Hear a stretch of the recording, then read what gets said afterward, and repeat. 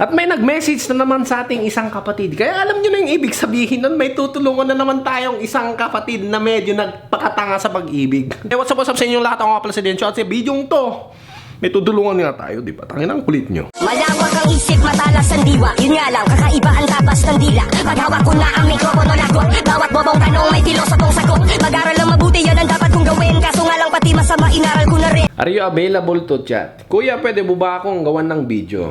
Ikukwento ko lang sa iyo, kuya, ewan ko kung anong masasabi mo sa aking kwento. Okay lang. Nagsimula kami, wait lang, maglagay ulit tayo ng space dito. Ayan, lalagay ko ulit yung mga message yan. Para at least naman chismoso kayo, di ba? Gusto rin mabasa yung mga message nila, pero hindi ko pa rin ipapakita. At the same time, tatanong pa rin ako ng mga litrato, ganyan-ganyan, para at least medyo legit pa rin. Kung kunwari legit tayo dito, di ba? Legit ang mga chismoso mga bukin. Nagsimula kami, yung sa February po, doon na kami nagkakilala dahil sa picture ko na photo booth na dapat itapon na yon ng kaibigan ko at kala ko natapon na yon. Pala, ibinigay niya sa kanya. May space pa dyan, may space yan. Sa kanya. Pagkatapos noon, may gusto pala siya sa akin. Doon na kami nagsimula, maggala, magkain sa labas. Marami po kami pinagdaanan noon at yung Valentine's, nag-date po kami. Okay po yung araw na yon, ang saya-saya namin. Tas, sa hapon, na 4:40, putang ina, exact time pa tol, ng oras na umuwi kami. Tas nakita kami ng tita niya ba yun or something na nasa kotse na pick up. Tas pag uwi sa bahay, nakapag-chat pa siya sa akin at okay pa convo namin, dalawa. Tapos yung gabi na yon, dahil pagkatapos namin mag-date, nakapag-nap ako, tangina parang nagda-diary ka dito, pukin ang inang, maayos din na siya nag-chat. At simula noon, kinuha pala lahat ng gadgets niya dahil di siya pinayagan magka-boyfriend. At ako naman, pag nag-alala, pagka-Lunes din niya na ako pinapansin. Kahit tinatawag ko pangalan niya, at doon na nagsimula ang pagwawala ng connection namin dalawa. Dear Charo. Hindi niyo pala kilala si Charo. So, never mind. At tinanong siya ng kaibigan ko na babae dahil kilala niya yung aking nililigawan. Ano ba yung nangyari sa amin? At sinabi niya na bawal daw siya mag-boyfriend at meron daw siya spy. At ayon ang bumabantay sa aming dalawa upang di ko na siya malapitan. Tangina, lupit pala niya eh. Ano yun? Ano to? Movie? May spy siya? Gano'n ba sila kayaman? Dapat gumawa siya ng paraan nun. Di lang iniiwas-iwasan niya lang ang masakit sa akin na biglang nangyari sa akin yun. At ngayon po, kuya, nagkabalikan po sila ng ex niya. At pag nagpapatuloy rin at yung ex niya po, malayo taga Tarlac, LDR. Pero putang ina, tol. Wait lang Paano mo nalaman? Paano mo nalaman na nagkabalikan sila ng ex niya na taga Tarlac? Naka-LDR niya. Di ba sabi mo nga, bawal sa kanya yung gadgets?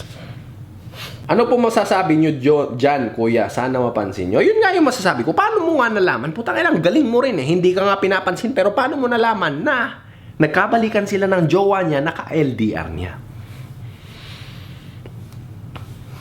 Wait lang, mga tipukin na. At ako naman, ilang taon ka na ba? Ano sa tingin mo nagawa mo? Bakit nagkaganon? Kasi alam ko nun parang may nagawa ka eh. Alam ko na ang rason pero mas maganda pa rin sagutin mo ko ng totoo. Sabi kong gano'n. Hi kuya, I'm 16. Same age lang kami.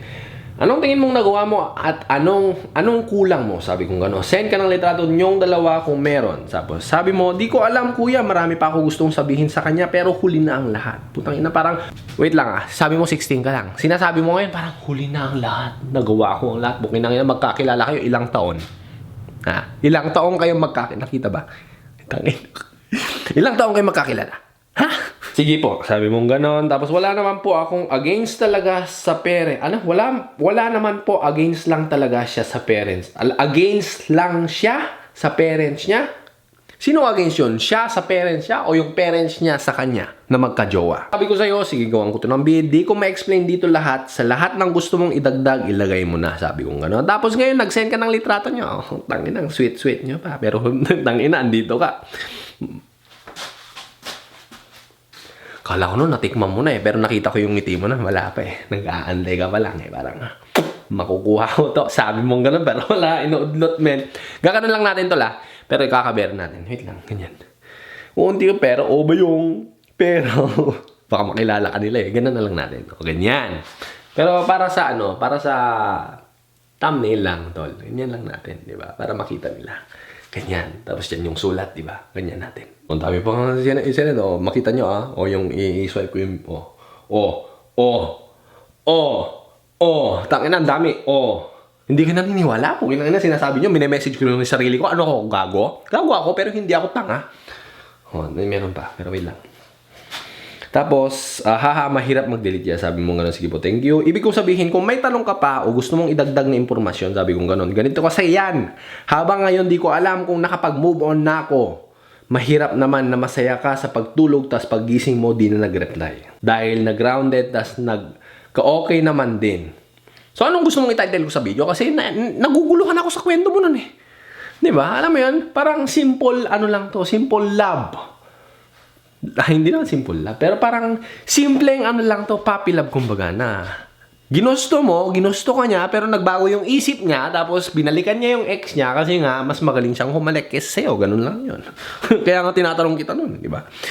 Tapos, ganito kasi yan. Habang ngayon, naulit na yun. Tapos sabi mo doon, ikaw na po bahala. Puro na lang kasi siya, I don't know. Sabi mong ganon.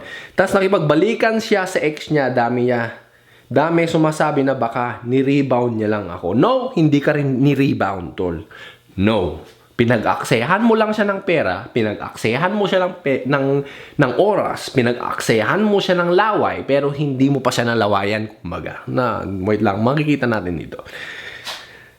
Dapat kung mahal niya ako, yun na nga tol, hindi ka nga niya mahal, hindi mo ba maintindihan yun? Gusto ka lang siguro niyang matikman, tapos ikaw naman gusto mo na siyang mapangasawa, putang ina, 16 pa lang kayo, gusto mo na siyang asawain agad, wag ganun. Dapat kung mahal niya ako, gawan niya ng paraan para makapag-usap kami, hindi yung panati na lang umiiwas dahil sa spy niya. Hindi dahil sa spy niya yun, tol. Alam mo, ito yung pilit kong pinapa-realize sa inyong lahat na hindi dahil ganito, hindi dahil ganyan, dahil si ganito, dahil bawal niya. No, kung gusto may paraan. Kung ayaw, maraming ang dahilan, nasa kanta yan, tol, di ba? Maniwala ka dun sa kantang yun. Tapos yan, nag-send ka pa ulit. Maraming maraming pictures, man. Tapos, nakita ko naman yung picture niyong dalawa. May naman, tol. Konting workout ka lang. Gwapo ka pa. Gwapo ka naman, tol. Hindi ko sinasabing bakit. Gwapo ka. Mag-workout ka. 16 ka na, di ba? Pwede ka na magbuhat. Buhat ka. Pagandahin mo yung katawan mo. Ganyan-ganyan. Tapos, para sa akin lang, nakita ko kasi, tol, eh. Wait lang, makikita ba dyan? Yung bigote mo, tanggalin mo, man. Parang alam mo yung parang balahibong pusa. Hindi naman para sa akin lang yun. Pero hindi ko trip, man. Para kang nagmumukhang Pero kung trip mo yan, sige, buhay mo yan eh. Pero kung sa akin lang tanggalin mo na. Alam ko naman pinapangalagahan mo yung bigote mo. Ang ganyan mo. Pero alam mo yun, tumatanda ka na. Dapat maging mature ka na rin. 16 ka na, di ba? Patanda ka na ng patanda. Eventually, aahitin mo yan. Kaya ngayon, sanayin mo na mag-ahit yan dito. Ahitin mo rin sa baba para magmukhang malaki yung sandata mo. Maliit man yan. Just, gusto ko lang sabihin din yun. Just if ever. So, tanong ko ngayon, natikman mo ba? Sabi ko ngayon, huwag kang magsinungaling sa akin, sabi ko. Tapos sabi mo, tas yung JS prom po namin, nagpansinan po kami. At okay naman ang lahat. Pag uwi sa bahay, nag-chat ng madali. Pero yung simula na binalik niya na yung phone niya, alam ko marami siya gusto sabihin sa akin. At pinilit ko siya dahil ayaw siya makita na nagtatago ng mga salita niya. Kaya sinabi niya sa akin na ipinagbabawalan na ako makipag-usap sa kanya at baka daw mabisto kami. Sino makakabisto sa kanya, tol? Yun na nga. Sino makakabisto sa kanya? Alam mo yun? Ang dami niyang rason. Excuse me. Ang dami niyang rason hindi mo pansin. Pansinin mo na. Parang hindi ka ni-rebound. Parang ginagawa ka lang dito ngayong option, men. Diba? Like, kung hindi man, pumalya man yung isang relasyon niya, andyan pa si halika dito, libre mo ako. Ganyan. Nagiging ganun ka, nagiging alalay ka, men. So, ang tanong ko ay, So, yun nga, sinagot mo na yung tanong ko, natikman mo ba? Sabi kong ganon, isang French kiss. French kiss. Tapos, isang segundo, 1 sec. Ano yun? Smack yun, tol. Alam mo kung gaano katagal yung 1 second? 1 second. 1 second. Ganon lang. So, smack. Smack, 1 second. Baka naman yung 1 second mo 1 sec. Ganon? Hindi. Putang ina, smack kiss lang yun. Hindi yun French kiss. Ano yun? Nagdilaan kayo? Hindi. Bakit sabi mo nagkabalikan sila ng ex niya? Sabi ko gano'n. Pagkatapos nung JS namin, nung February 22, alam mo ah. At yung ayaw na niyang kausapin, blinak ko na lang siya. Yung ayaw niya na kausapin, blinak ko na lang siya. Tapos nakipagbalikan sila ng ex niya sa Tarlac. So nakipagbalikan siya sa ex niya dahil blinak mo siya. Ganon. So parang tingin mo ngayon, kung hindi mo blinak, kasi gagawin niya ng rason yan sa'yo eh. Pag tinubukan mo ulit siyang pormahan, tol. Sasabihin niya, blinak mo kasi ako noon. Kaya ako nakipagbalikan. No, hindi yun rason, man. Blinak mo man siya or hindi. Kung gusto ka niya, gusto ka niya. Ha? Diba? Parang ginagawa niyang mga rason.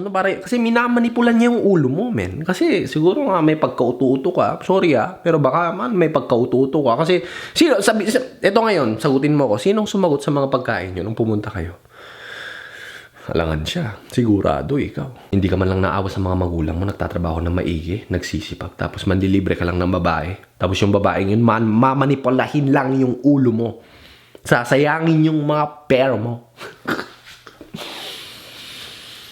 Tapos, ayun, sige tol, sabi ko gano'n. Sana naintindihan nyo, kuya. Hindi ko naintindihan, tol, kasi ang gulo ng kwento mo. Pero okay lang yan. I got you, bro. Sige po, thank you. Matagal na pala ako subscriber sa'yo since 2021. 2021, sige, 2021, ilang years? 4 years, man. Tangina, 12 ka. Puta mo, bata. Kuya, may gusto lang akong idagdag. Nakalimutan ko na. So, yung message nyo, nag-brown out yan? Oo, kakatapos ko na panood. Baka may time ka dyan makipag-usap sa akin. I don't know, sabi niya. Ayan na naman siya, I don't know na lang. Di ko alam, bawal na akong makipag-usap sa iyo. Hala, galit. Mabibisto naman ako. No, hindi yun, tol. Hindi yun. Yung, kumbaga, sorry, nakita ata. Kumbaga, yung approach mo dito, men, parang, hindi ko alam. Kasi, ikaw, yung ano mo sabi mo, baka may time ka dyan makipag-usap. No, like, you don't talk to girls like that, man. Like, you're asking for their time? No. They should be asking for your time. Diba? Like, hindi dapat ikaw yung namamalimos ng atensyon ng babae. Ha? Kasi tayong mga lalaki, tol, may kapangyarihan tayo, yung mga babae, wala. Ito lang ngayon, hindi ko alam kung nasabi ko na to dati o ngayon ko lang sasabihin. Wait lang, ibaba ko lang yung cellphone ko. Yung mga lalaki, tol, tayo, may kapangyarihan tayo. Pero malaking risk nga, di ba? Yung mga lalaki, kaya-kaya natin pumili ng kahit na sinong babae. Di ba? Kung hindi ka man magustuhan nito, di okay. Dito ka, Kay number 3, Kay number 4. Kay number 5, Di ba? Yung mga babae, nag-aantay lang sila, nakagano lang sila, Wait lang, makikita niyo ba ako? Nag-aantay lang, Kung ayaw nila pupunta, wala silang choice, Kahit ayaw nila pupunta, pagtitiisan nila yan. Di ba? Magtitiisan nila yan ngayon kasi wala silang choice. Alam naman silang lumapit. Pokpok na sila.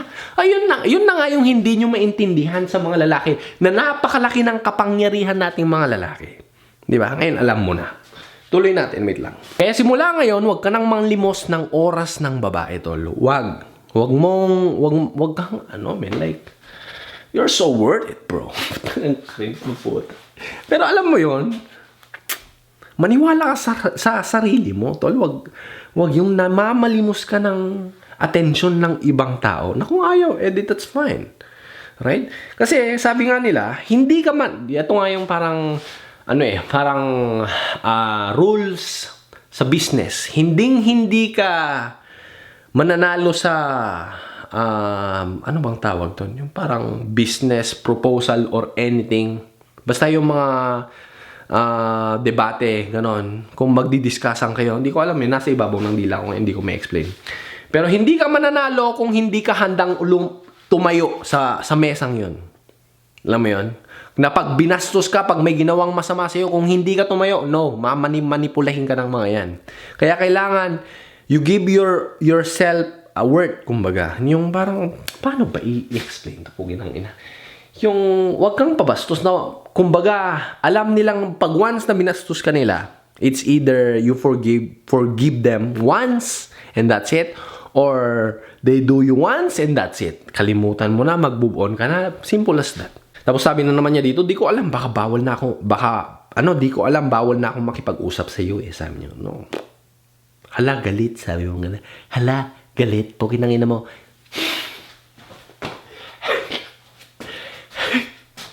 Hala, ganun. Tayo na para akong tanga dito ngingiti-ngiti eh. Pero alam mo yun, hindi dapat ganito yung mga parang hindi dapat ganito yung mga combo ng mga kalalakihan. Parang nagiging babae ka rin mag-text eh. Sinasabayan mo siya. No, dapat lalaki ka mag-text, tol. Hindi ka dapat parang babae, parang bading mag-text. Sabi niya mabibisto naman ako. Kuya, kailan nyo gagawin yung video? Ginagawa ko na yung video. No, ngayon. Anong gusto mong tanong? Kasi napakasimple ng sagot dito. Minamanipula ka, tol. Kailangan mag-move on ka, men. Kung ayaw ka niya, that's it. Kaya yung pinakamagandang rest back mo sa kanya ngayon, simulan mo ngayon. Simulan mo mag-workout ka, men. Mag-workout ka, number one thing, prioritize mo yung sarili mo. And then, i-improve mo yung personality mo. And then, huwag kang magseryoso muna, men. Huwag kang magseryoso muna ng babae. 16 ka pa lang. Marami ka pang pagdadaanan. Ayoko lang sanang pasukin yung mga bidyong mga mga masyadong, yung parang sumisisid masyado sa ideyang red pill, blue pill. Pero, hinahayaan ko lang yung iba dyan. Hinahayaan ko lang sana. Pero, alam mo yun, kung may mga mapapanood ka namang ibang tao dyan, di ba? Ganyan, magpa-improve ka na, red pill, blue pill, mga ganyan. Paano maging high value man, ganyan. Kasi hindi ko alam kung gagawin ko yun in the future, pero parang hindi ko pa trip ngayon.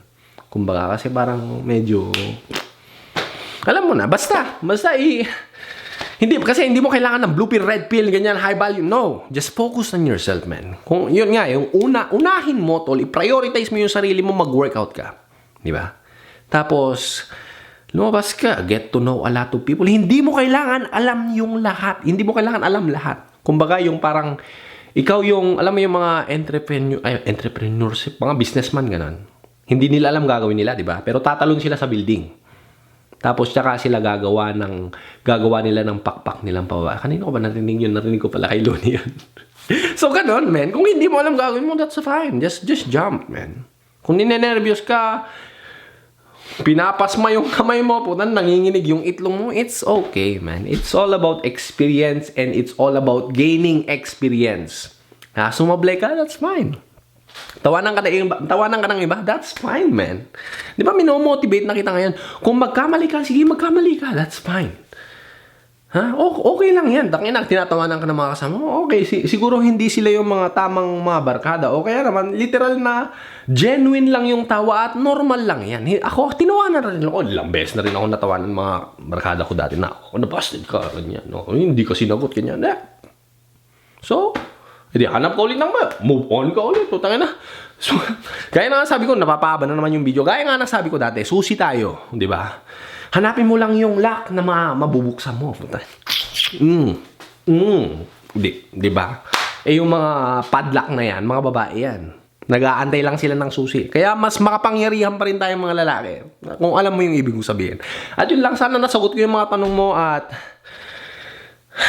isang beses ko pa sasabihin, i-prioritize mo yung sarili mo. Wag mong ilalagay yung iba. I-prioritize mo yung sarili mo. At yun nga, mag-workout ka, tol. Tapos, siyempre, ahitin mo rin yung bigote mo. Yun lang, ako pala si Dencho at ito yung Dinaldan JTV. Babush.